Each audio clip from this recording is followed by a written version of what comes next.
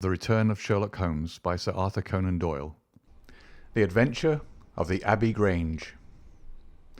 It was on a bitterly cold and frosty morning towards the end of the winter of '97 that I was awakened by a tugging at my shoulder. It was Holmes. The candle in his hand shone upon his eager, stooping face, and told me at a glance that something was amiss. "Come, Watson, come," he cried. "The game is afoot. Not a word. Into your clothes and come." 10 minutes later we were both in a cab and rattling through the silent streets on our way to Charing Cross station. The first faint winter's dawn was beginning to appear, and we could dimly see the occasional figure of an early workman as he passed us, blurred and indistinct in the opalescent London reek. Holmes nestled in silence into his heavy coat, and I was glad to do the same, for the air was most bitter, and neither of us had broken our fast. It was not until we had consumed some hot tea at the station and taken our places in the Kentish train that we were sufficiently thawed, he to speak and I to listen. Holmes drew a note from his pocket and read aloud. "Abbey Grange, Marsham, Kent, 3:30 a.m. My dear Mr. Holmes, I should be very glad of your immediate assistance in what promises to be a most remarkable case. It is something quite in your line. Except for releasing the lady, I will see that everything is kept exactly as I have found it.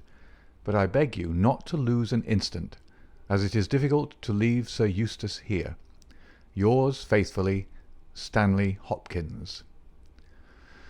"Hopkins has called me in 7 times, and on each occasion his summons has been entirely justified," said Holmes. "I fancy that every one of his cases has found its way into your collection, and I must admit, Watson, that you have some power of selection which atones for much of which I deplore in your narratives. Your fatal habit of looking at everything from the point of view of a story instead of as a scientific exercise has ruined what might have been an instructive and even classical series of demonstrations. You slur over work of the utmost finesse and delicacy in order to dwell upon sensational details which may excite but cannot possibly instruct the reader." "Why do you not write them yourself?" I said with some bitterness. "I will, my dear Watson, I will. At present I am, as you know, fairly busy, but I propose to devote my declining years to the composition of a textbook which shall focus the whole art of detection into one volume. Our present research appears to be a case of murder." "You think this Sir Eustace is dead, then?" "I should say so. Hopkins's writing shows considerable agitation, and he is not an emotional man. Yes, I gather there has been some violence, and that the body is left for our inspection. A mere suicide would not have caused him to send for me. As to the release of the lady, it would appear that she has been locked in her room during the tragedy. We are moving in high life, Watson. Crackling paper, E.B., monogram, coat of arms, picturesque address. I think that friend Hopkins will live up to his reputation, and that we shall have an interesting morning. The crime was committed before 12 last night." "How can you possibly tell?" "By an inspection of the trains, and by reckoning the time. The local police had to be called in. They had to communicate with Scotland Yard. Hopkins had to go out, and he in turn had to send for me. All that makes a fair night's work. Well, here we are at Chislehurst station, and we shall soon set our doubts at rest." A drive of a couple of miles through narrow country lanes brought us to a park gate, which was opened for us by an old lodge-keeper whose haggard face bore the reflection of some great disaster. The avenue ran through a noble park, between lines of ancient elms, and ended in a low, widespread house, pillared in front after the fashion of Palladio. The central part was evidently of a great age, and shrouded in ivy, but the large windows showed that modern changes had been carried out, and one wing of the house appeared to be entirely new. The youthful figure and alert, eager face of Inspector Stanley Hopkins confronted us in the open doorway. "I'm very glad you've come, Mr. Holmes, and you too, Dr. Watson. But indeed, if I'd my time over again, I should not have troubled you, for since the lady's come to herself, she has given so clear an account of the affair that there's not much left for us to do. You remember that Lewisham gang of burglars? What, the three Randalls? Exactly, the father and two sons. It's their work, I've no doubt of it. They did a job at Sydenham a fortnight ago, and were seen and described. Rather cool to do another so soon and so near. But it is they, beyond all doubt. It's a hanging matter this time. Sir Eustace is dead, then? Yes, his head was knocked in with his own poker. Sir Eustace Brackenstall, the driver tells me. Exactly. One of the richest men in Kent. Lady Brackenstall is in the morning room. Poor lady. She has had a most dreadful experience. She seemed half dead when I first saw her. I think you'd best see her and hear her account of the facts. Then we'll examine the dining room together. Lady Brackenstall was no ordinary person. Seldom have I seen so graceful a figure, so womanly a presence, and so beautiful a face. She was a blonde, golden-haired, blue-eyed, and would no doubt have had the perfect complexion which goes with such colouring, had not her recent experience left her drawn and haggard.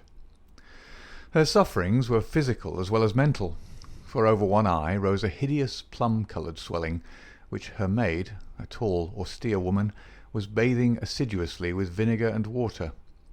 The lady lay back exhausted upon her couch, but her quick, observant gaze as we entered the room, and the alert expression of her beautiful features, showed that neither her wits nor her courage had been shaken by her terrible experience. She was enveloped in a loose dressing-gown of blue and silver, but a black sequin-covered dinner-dress lay upon the couch beside her. "I have told you all that happened, Mr. Hopkins," she said wearily. "Could you not repeat it for me? Well, if you think it necessary, I will tell these gentlemen what occurred. Have they been in the dining-room yet?" "I thought they had better hear your ladyship's story first." "I shall be glad when you can arrange matters. It is horrible to me to think of him still lying there." She shuddered, and buried her face in her hands. As she did so, the loose gown fell back from her forearms. Holmes uttered an exclamation. "You have other injuries, madam. What is this?" Two vivid red spots stood out on one of the white round limbs. She hastily covered it. "It is nothing. It has no connection with this hideous business tonight. If you and your friend will sit down, I will tell you all I can. I am the wife of Sir Eustace Brackenstall. I have been married about a year. I suppose that it is no use my attempting to conceal that our marriage has not been a happy one. I fear that all our neighbours would tell you that, even if I were to attempt to deny it. Perhaps the fault may be partly mine. I was brought up in the freer, less conventional atmosphere of South Australia, and this English life, with its proprieties and its primness, is not congenial to me. But the main reason lies in the one fact which is notorious to everyone, and that is that Sir Eustace was a confirmed drunkard. To be with such a man for an hour is unpleasant. Can you imagine what it means for a sensitive and high-spirited woman to be tied to him for day and night? It is a sacrilege, a crime, a villainy to hold that such a marriage is binding. I say that these monstrous laws of yours will bring a curse upon the land. God will not let such wickedness endure." For an instant she sat up, her cheeks flushed and her eyes blazing from under the terrible mark upon her brow. Then she strong, soothing hand of the austere maid drew her head down onto the cushion, and the wild anger died away into passionate sobbing. At last she continued, "I will tell you about last night. You are aware, perhaps, that in this house all the servants sleep in the modern wing. This central block is made up of the dwelling rooms, with the kitchen behind and our bedroom above. My maid, Teresa, sleeps above my room. There is no one else, and no sound could alarm those who are in the farther wing. This must have been well known to the robbers, or they would not have acted as they did. Sir Eustace retired about 10:30. The servants had already gone to their quarters. Only my maid was up, and she had remained in her room at the top of the house until I needed her services. I sat until after 11 in this room, absorbed in a book. Then I walked round to see that all was right before I went upstairs. It was my custom to do this myself, For, as I have explained, Sir Eustace was not always to be trusted. I went into the kitchen, the butler's pantry, the gun-room, the billiard-room, the drawing-room, and finally the dining-room. As I approached the window, which is covered with thick curtains, I suddenly felt the wind blow upon my face, and realized that it was open. I flung the curtain aside, and found myself face to face with a broad-shouldered elderly man, who had just stepped into the room. The window is a long French one, which really forms a door leading to the lawn. I held my bedroom candle lit in my hand, and by its light, behind the first man, I saw two others who were in the act of entering. I stepped back, but the fellow was on me in an instant. He caught me first by the wrist and then by the throat. I opened my mouth to scream, but he struck me a savage blow with his fist over the eye and felled me to the ground. I must have been unconscious for a few minutes, for when I came to myself I found that they had torn down the bell rope and had secured me tightly to the oaken chair which stands at the head of the dining-room table. I was so firmly bound that I could not move, and a handkerchief round my mouth prevented me from uttering a sound. It was at this instant that my unfortunate husband entered the room.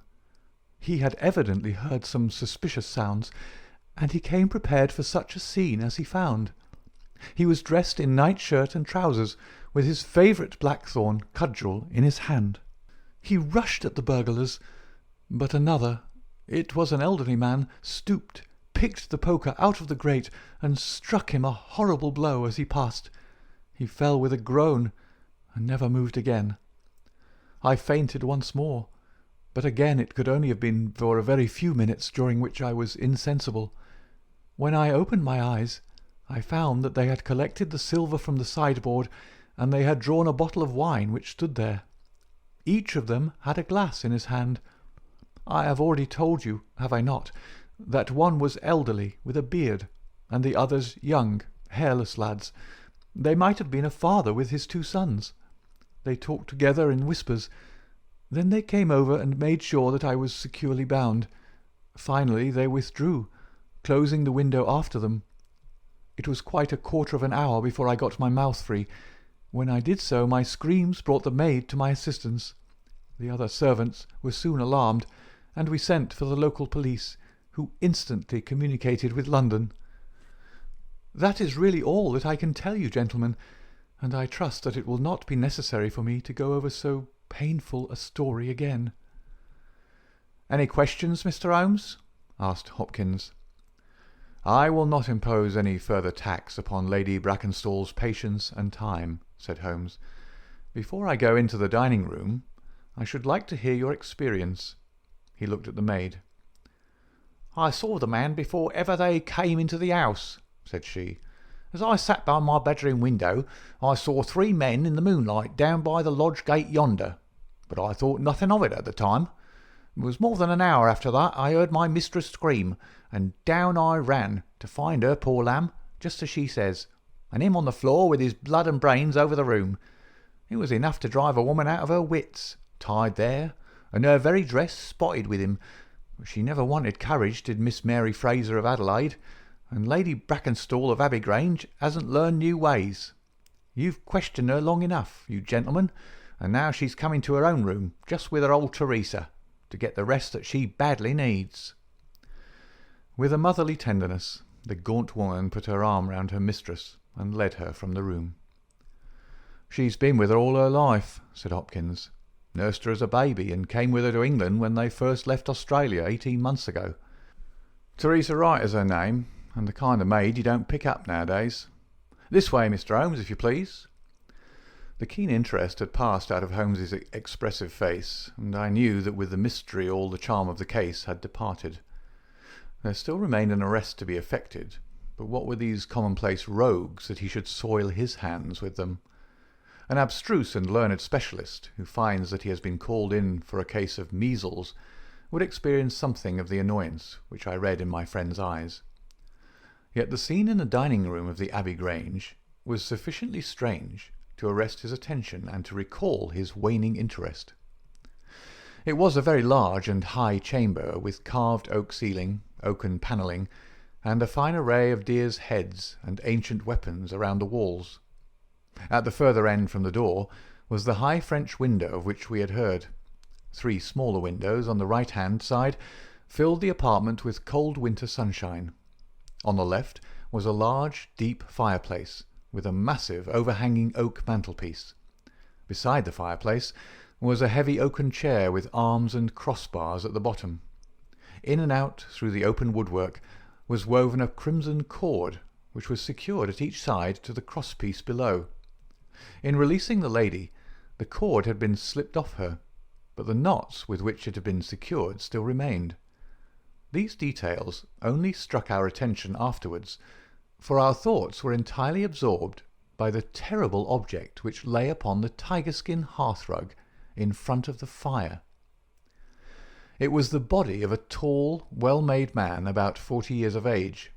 He lay upon his back, his face upturned, with his white teeth grinning through his short black beard.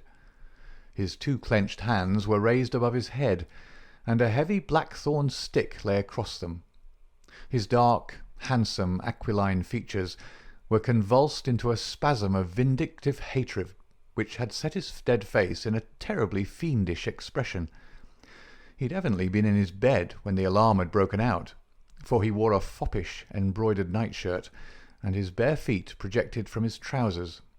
His head was horribly injured, and the whole room bore witness to the savage ferocity of the blow which had struck him down.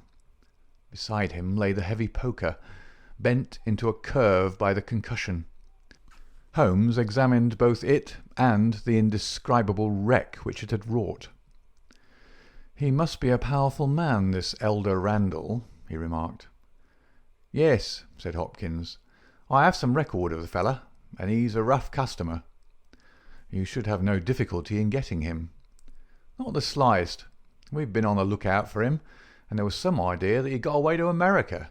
Now that we know that the gang are here, I don't see how they can escape. We have the news at every seaport already, and a reward will be offered before evening. What beats me is how they could have done so mad a thing, knowing that the lady could describe them, and that we could not fail to recognise the description." "Exactly. One would have expected that they would silence Lady Brackenstall as well."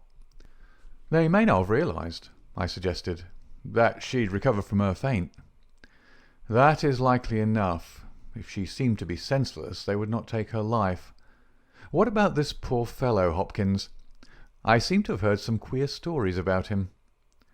"He was a good-hearted man when he was sober, but a perfect fiend when he was drunk, or rather when he was half-drunk, for he seldom really went the whole way. The devil seemed to be in him at such times, and he was capable of anything. From what I hear, in spite of all his wealth and his title, he very nearly came our way once or twice.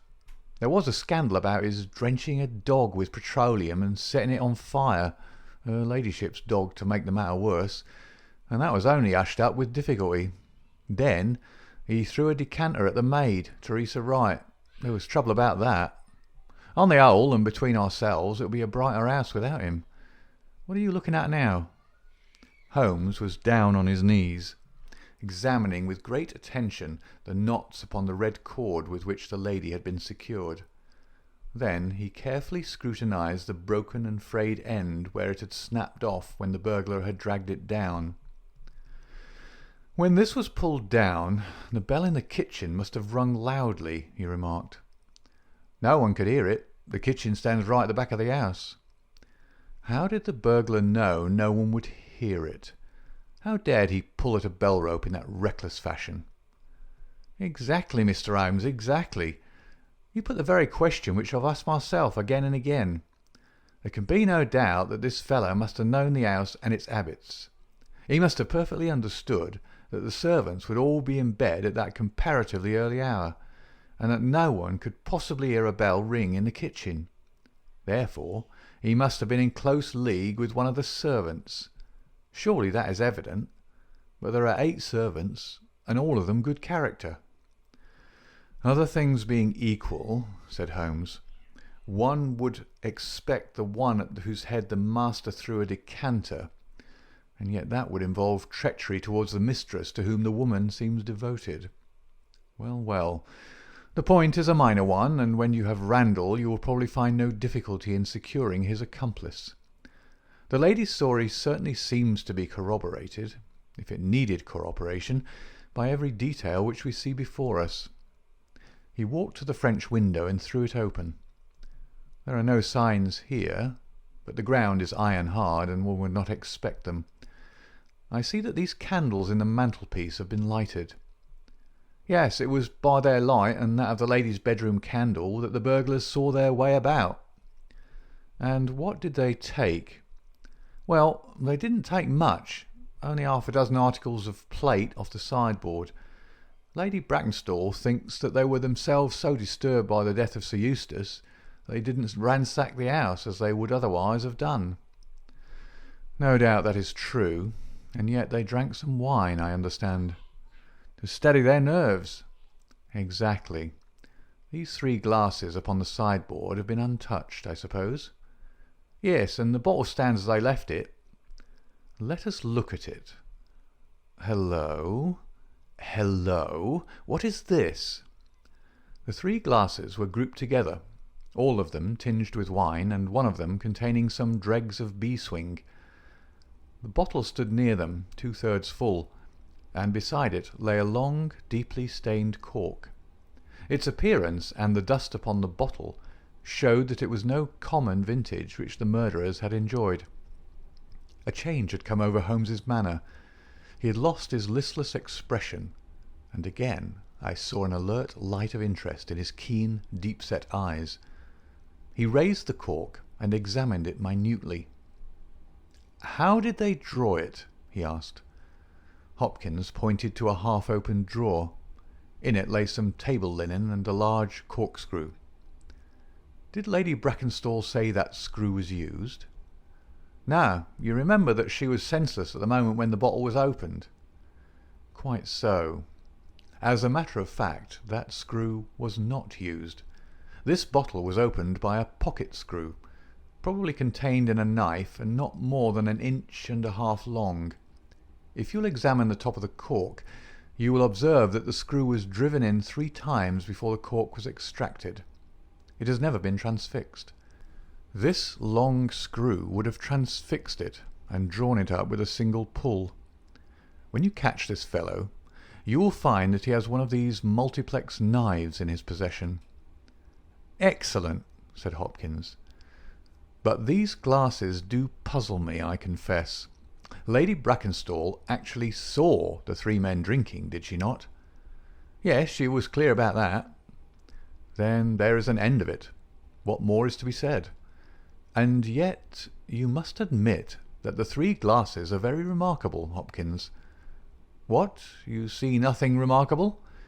"Well, well, let it pass. Perhaps, when a man has special knowledge and special powers like my own, it rather encourages him to seek a complex explanation when a simpler one is at hand. Of course, it must be a mere chance about the glasses. Well, good morning, Hopkins. I don't see that I can be of any use to you, and you appear to have your case very clear. You'll let me know when Randall is arrested, and any further developments which may occur. I trust that I shall soon have to congratulate you upon a successful conclusion. Come, Watson, I fancy that we may employ ourselves more profitably at home." During our return journey, I could see by Holmes's face that he was much puzzled by something which he had observed.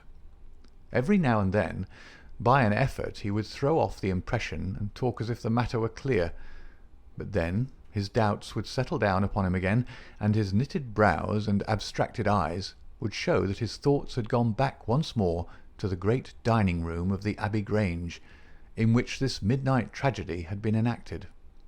At last, by a sudden impulse, just as our train was crawling out of a suburban station, he sprang onto the platform and pulled me out after him.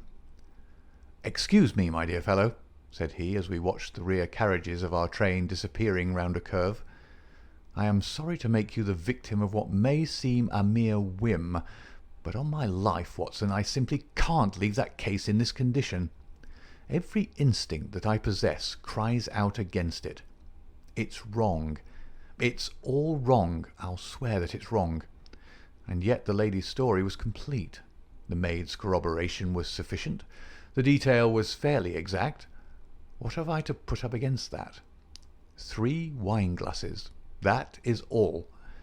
But if I had not taken things for granted, if I had examined everything with the case with which I should have shown had we approached the case de novo, and had no cut-and-dried story to warp my mind, should I not then have found something more definite to go upon? Of course I should. Sit down on this bench, Watson, until a train for Chislehurst arrives, and allow me to lay the evidence before you, imploring you in the first instance to dismiss from your mind the idea that anything which the maid or her mistress may have said must necessarily be true. The lady's charming personality must not be permitted to warp our judgment.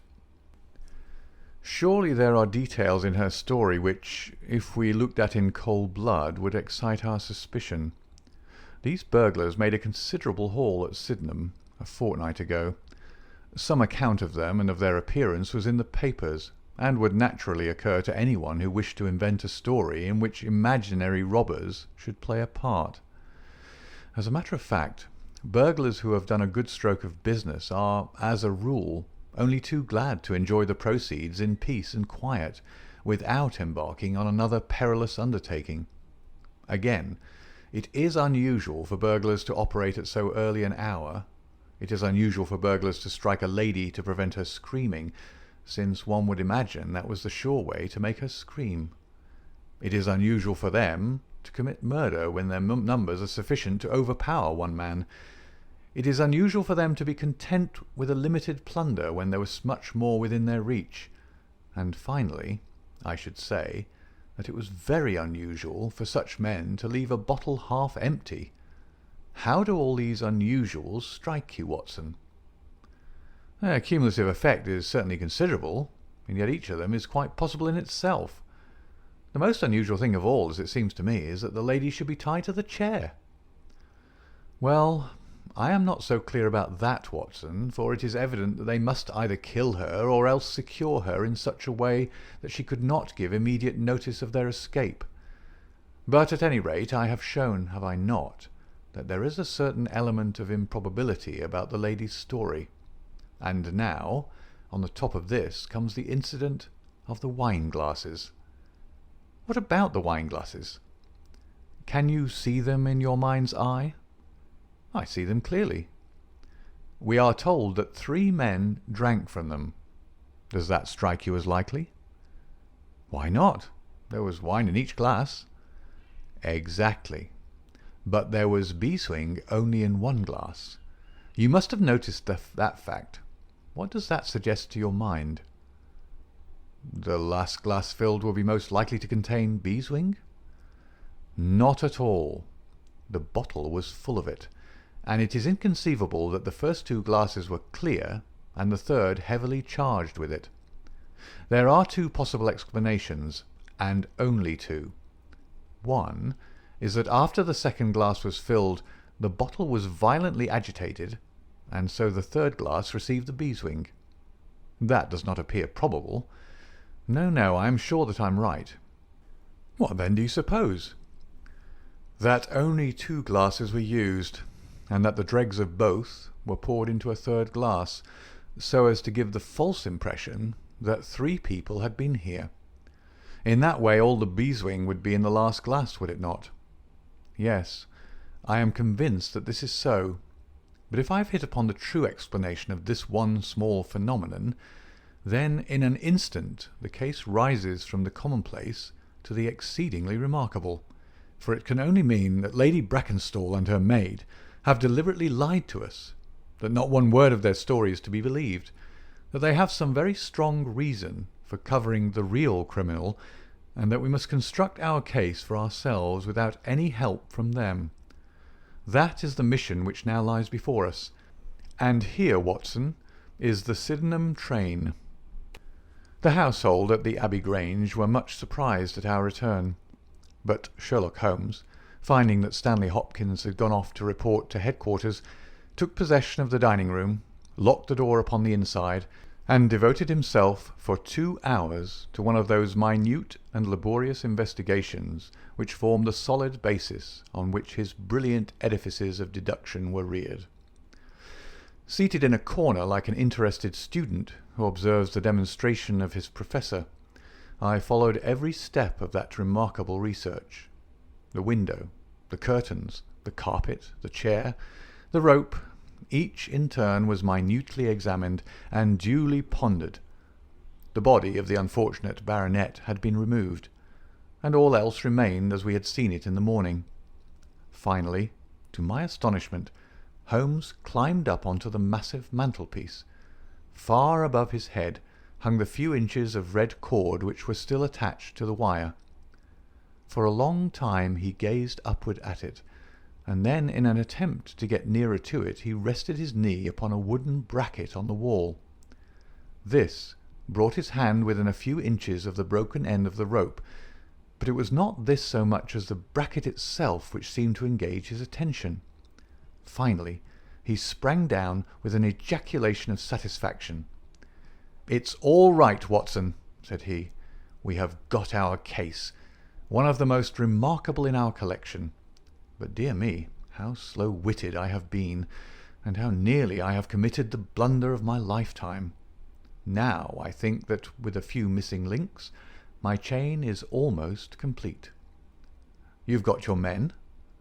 "Man, Watson, man. Only one, but a very formidable person, strong as a lion.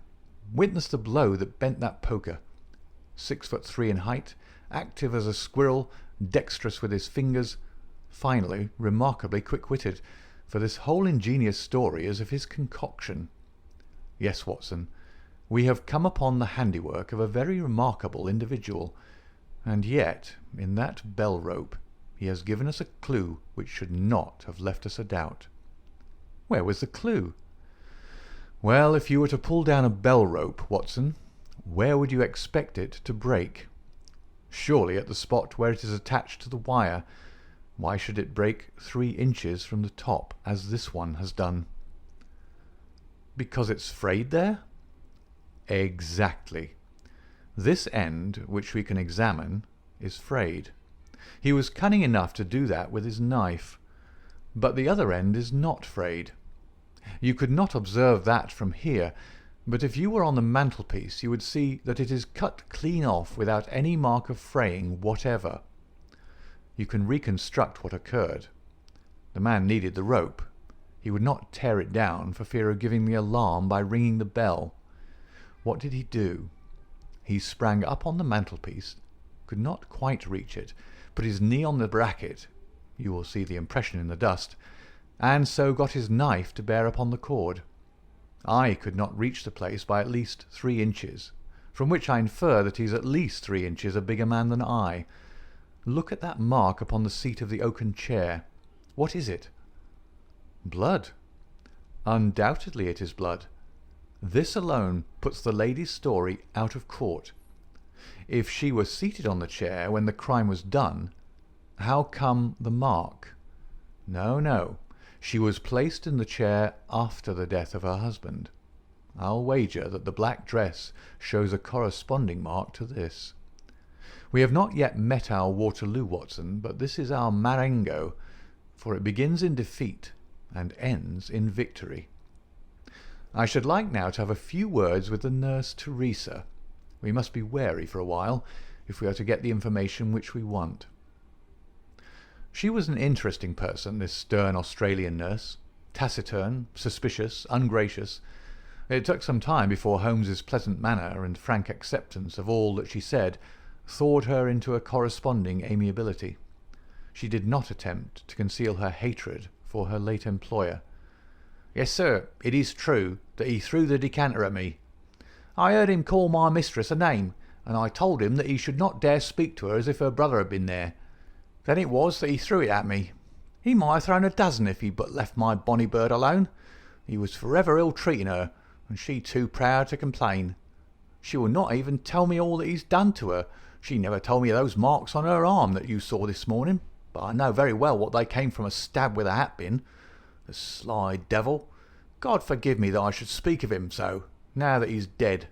But a devil he was, if ever one walked the earth. He was all honey when we first met him, only 18 months ago. We both feel as if it were 18 years. She'd only just arrived in London. Yes, it was her first voyage. She'd never been from home before. He won her with his title and his money and his false London ways. If she made a mistake, she's paid for it, if ever a woman did.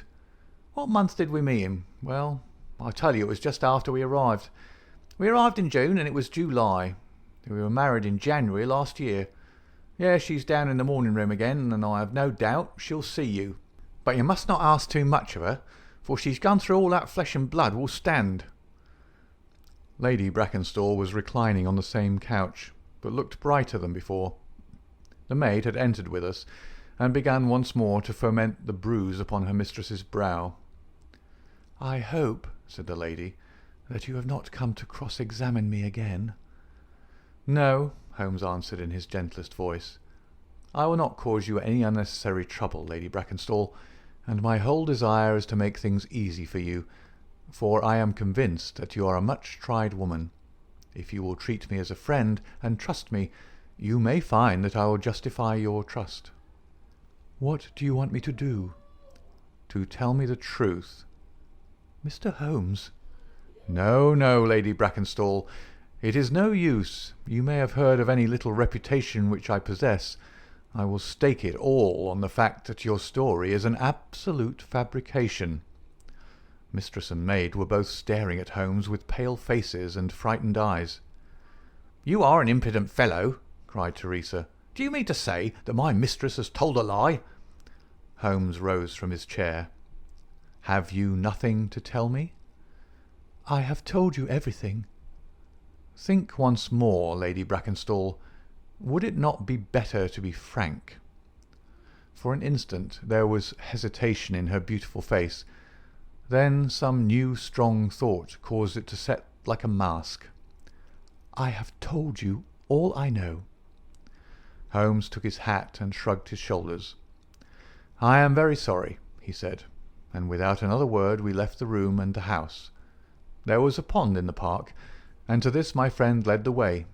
It was frozen over, but a single hole was left for the convenience of a solitary swan. Holmes gazed at it, and then passed on to the lodge gate. There he scribbled a short note for Stanley Hopkins, and left it with the lodge keeper. It may be a hit or it may be a miss, but we are bound to do something for friend Hopkins, just to justify this second visit, said he. I will not quite take him into my confidence yet. I think our next scene of operations must be the shipping office of the Adelaide-Southampton line, which stands at the end of Pall Mall, if I remember right. There is a second line of steamers which connect South Australia with England, but we will draw the larger cover first. Holmes's card sent in to the manager ensured instant attention, and he was not long in acquiring all the information he needed. In June of '95, only one of their line had reached a home port. It was the Rock of Gibraltar, their largest and best boat. A reference to the passenger list showed that Miss Fraser of Adelaide, with her maid, had made the voyage in her. The boat was now somewhere south of the Suez Canal on her way to Australia. Her officers were the same as in '95, with one exception. The first officer, Mr. Jack Crocker, had been made a captain and was to take charge of their new ship, the Bass Rock, sailing in 2 days' time from Southampton. He lived at Sydenham, but he was likely to be in that morning for instructions if we cared to wait for him. No, Mr. Holmes had no desire to see him, but would be glad to know more about his record and character. His record was magnificent. There was not an officer in the fleet to touch him. As to his character, he was reliable on duty, but a wild, desperate fellow off the deck of his ship, hot-headed, excitable, but loyal, honest, and kind-hearted. That was the pith of the information with which Holmes left the office of the Adelaide-Southampton Company. Thence he drove to Scotland Yard, but instead of entering, he sat in his cab with his brows drawn down, lost in profound thought. Finally, he drove round to the Charing Cross telegraph office, sent off a message, and then, at last, we made for Baker Street once more. "No, I couldn't do it, Watson," said he, as we re-entered our room. "Once that warrant was made out, nothing on earth would save him. Once or twice in my career I feel that I have done more real harm by my discovery of the criminal than ever he had done by his crime. I have learned caution now, and I had rather play tricks with the law of England than with my own conscience. Let us know a little more before we act."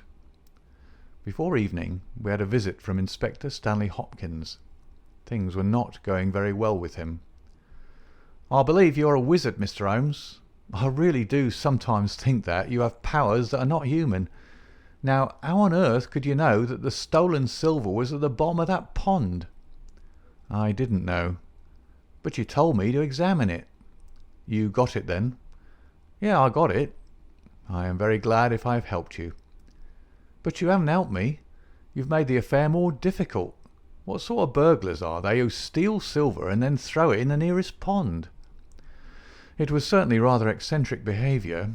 I was merely going on the idea that if the silver had been taken by persons who did not want it, who merely took it for a blind, as it were, then they would naturally be anxious to get rid of it."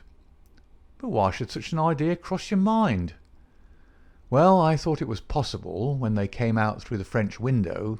There was the pond with one tempting little hole in the ice right in front of their noses. Could there be a better hiding place?" "Ah, a hiding place. That's better," cried Stanley Hopkins. Yeah, I see it all now. It was early. There were folk upon the roads. They were afraid of being seen with the silver, so they sank it in the pond, intending to return for it when the coast was clear." "Excellent, Mr. Holmes. That's better than your idea of a blind." "Quite so. You have got an admirable theory. I have no doubt that my own ideas were quite wild, but you must admit that they have ended in discovering the silver." "Yes, sir, yes. It was all your doing. But I've had a bad setback." "A setback?" "Yes, Mr. Holmes. The Randall gang were arrested in New York this morning." "Dear me, Hopkins, that is certainly rather against your theory that they committed a murder in Kent last night." "It is fatal, Mr. Holmes. Absolutely fatal. Still, there are other gangs of three besides the Randalls, or it may be some new gang of which the police have never heard." "Quite so. It is perfectly possible. What, are you off?" "Yes, Mr. Holmes. There's no rest for me until I've got to the bottom of the business. I suppose you have no hint to give me?" "I have given you one." "Which?" "Well, I suggested a blind." "But why, Mr. Holmes, why?" That's the question, of course. But I commend the idea to your mind. You might possibly find that there was something in it. You won't stop for dinner? Well, good-bye, and let us know how you get on." Dinner was over, and the table cleared before Holmes alluded to the matter again. He had lit his pipe, and held his slippered feet to the cheerful blaze of the fire. Suddenly he looked at his watch. "I expect developments, Watson." "When?" "Now. Within a few minutes. I dare say you thought I acted rather badly to Stanley Hopkins just now." "I trust your judgment." "A very sensible reply, Watson. You must look at it this way. What I know is unofficial. What he knows is official. I have the right to private judgment, but he has none. He must disclose all, or he is a traitor to his service. In a doubtful case I would not put him in so painful a position, and so I reserve my information until my own mind is clear upon the matter." "But when will that be?" "The time has come. You will now be present at the last scene of a remarkable little drama." There was a sound upon the stairs, and our door was opened to admit as fine a specimen of manhood as ever passed through it. He was a very tall young man, golden moustached, blue-eyed, with a skin which had been burned by tropical suns, and a springy step which showed that the huge frame was as active as it was strong. He closed the door behind him, and then he stood with clenched hands and heaving breast, choking down some overmastering emotion. "Sit down, Captain Crocker. You got my telegram?" "I got your telegram, and I came at the hour you said. I heard you had been down to the office. There's no getting away from you. Let's hear the worst. What are you going to do with me? Arrest me? Speak out, man. You can't sit there and play with me like a cat with a mouse." "Give him a cigar," said Holmes.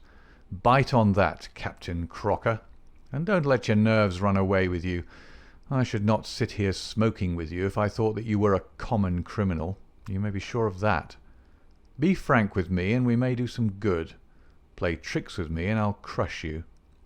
What do you wish me to do?" "To give me a true account of all that happened at the Abbey Grange last night. A true account, mind you, with nothing added and nothing taken off. I know so much already that if you go 1 inch off the straight, I'll blow this police whistle from my window, and the affair goes out of my hands forever." The sailor thought for a little. Then he struck his leg with his great sunburned hand.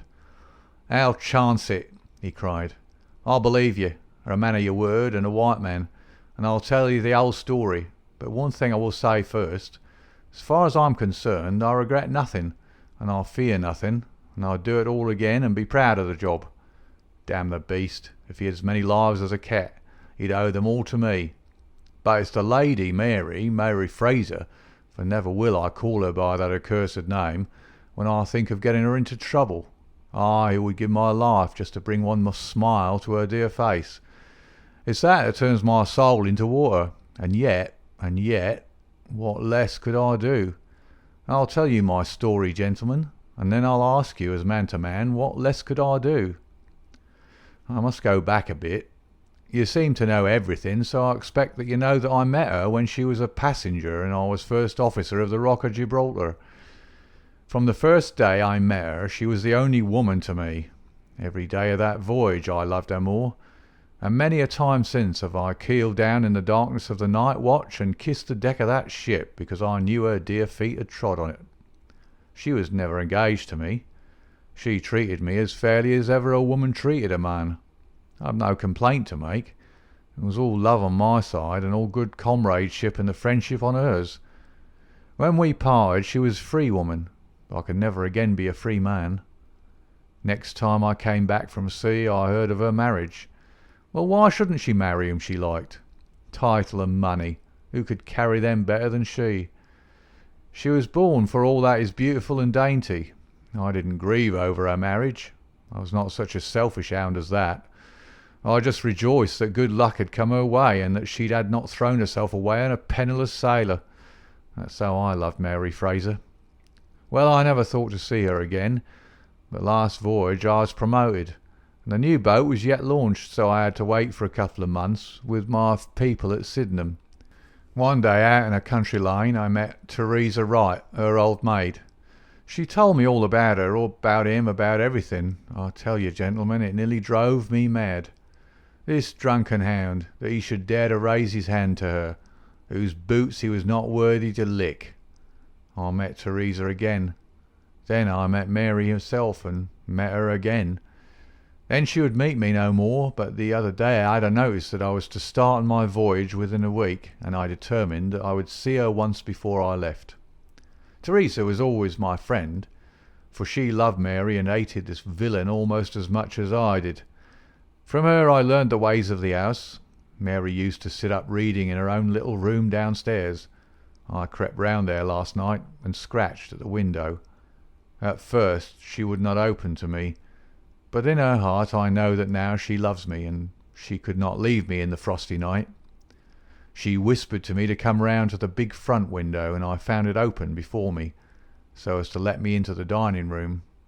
Again I heard from her own lips things that made my blood boil, and again I cursed this brute who mishandled the woman I loved. Well, gentlemen, I was standing with her just inside the window, in all innocence as God is my judge, when he rushed like a madman into the room, called her the vilest name that a man could use to a woman, and welted her across the face with the stick he had in his hand. I had sprung for the poker, and it was a fair fight between us. See here on my arm, where his first blow fell. Then it was my turn, and I went through him as if he'd been a rotten pumpkin. Do you think I was sorry? Not I. It was his life or mine, but far more than that, it was his life or hers, For how could I leave her in the power of this madman? That was how I killed him. Was I wrong? Well then, what would either of you gentlemen have done if you had been in my position? She had screamed when he struck her, and that brought old Teresa down from the room above. There was a bottle of wine on the sideboard, and I opened it and poured a little between Mary's lips, for she was half dead with shock. Then I took a drop myself. Teresa was as cool as ice, and it was her plot as much as mine. We must make it appear that burglars had done the thing. Teresa kept on repeating our story to her mistress, while I swarmed up and cut the rope of the bell. Then I lashed her in a chair and frayed out the end of the rope to make it look natural, else they would wonder how in the world a burglar could have got there to cut it.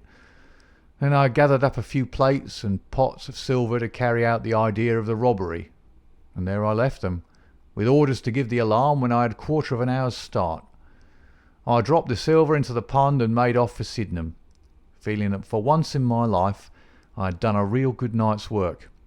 And that's the truth, and the old truth, Mr. Holmes, if it cost me my neck." Holmes smoked for some time in silence, and he crossed the room and shook our visitor by the hand. "That's what I think," said he. "I know that every word is true, for you have hardly said a word which I did not know. No one but an acrobat or a sailor could have got up to that bell rope from the bracket, and no one but a sailor could have made the knots with which the cord was fastened to the chair. Only once had this lady been brought into contact with sailors, and that was on her voyage. And it was someone of her own class of life, since she was trying hard to shield him, and so showing that she loved him. You see how easy it was for me to lay my hands upon you when once I had started upon the right trail. I thought the police never could have seen through our dodge. And the police haven't, nor will they, to the best of my belief. Now look here, Captain Crocker.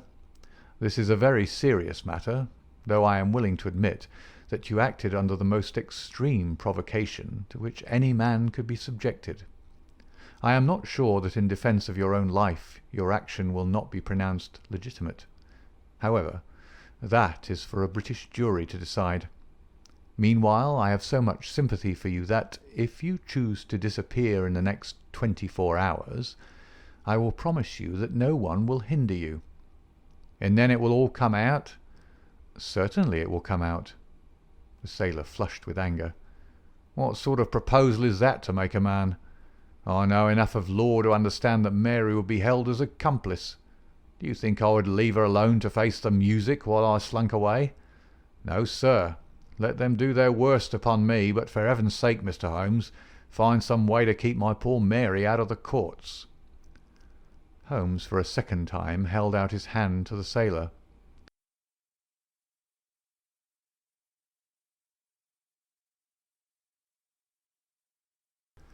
"I was only testing you, and you ring true every time.